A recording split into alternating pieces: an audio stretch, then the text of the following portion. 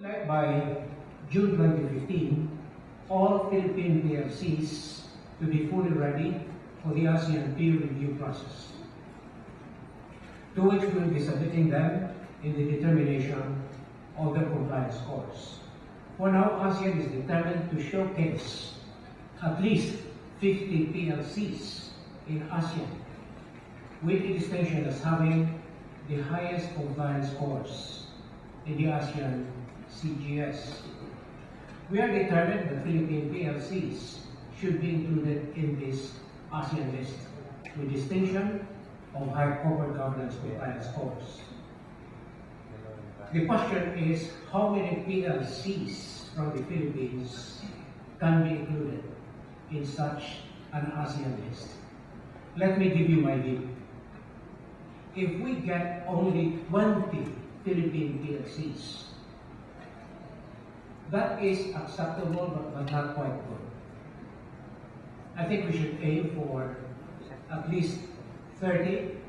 I think it is doable, and it is one worth shooting for. I've seen the first initial scores for all the ASEAN PLCs, and I can tell you that we can easily be part of the initial list of 50. It's just a question of what can we do in order to ensure that in fact we'll have anywhere between 20 to 30 in that list. I just acknowledge the coming in of Chairperson and Boss of SEC. Can we acknowledge your presence, Tess? I noticed that she decided to come in and I was saying that we should aim for 30. I guess that is an endorsement of how ambitious we should get. Finally, we in the Philippines and the international investment community agrees with us on this, have been saying that corporate governance is not only a matter of compliance. It is much more also a matter of performance. In other words, not letter, but the spirit. Not what we say, but what we actually do in our respective corporate boardrooms. This is where our Islands of Good Governance initiative comes into its proper light.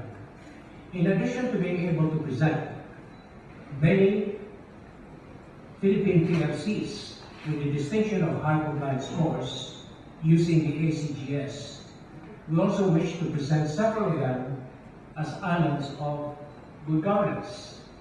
And that means that we're able to showcase those Philippine PLCs that have governance systems in place, enabling them to deliver breakthrough results and to promise to continue to do so into the foreseeable future. At ICD, we are now working towards 2015, so that by the time the country chairs and hosts APEC, we shall be able to showcase Islands of Good Governance, first in the PLC and financial institution sector, and then also in the public sector, such as national government agencies, local government units, and GOCCs, GUIs. Let me conclude by saying that we at ICD have been working with the supply side of our still small, still very much in the process of developing capital market. We have been working with PLCs for several years now. That's the supply side. Now, through this Investors Forum, we wish to work more closely with the demand side of our capital market.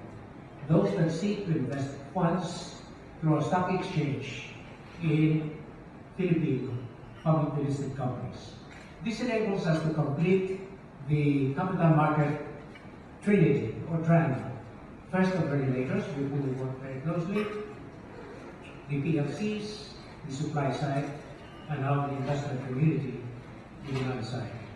We have a great window of opportunity ahead of us with an important milestone in 2015. ASEAN becomes more truly one, and we chair APEC once again in 2015. This is the time for us to do our homework together so that we'll have something solid, substantive, and sustainable to showcase by 2015. Thank you, and have a great night.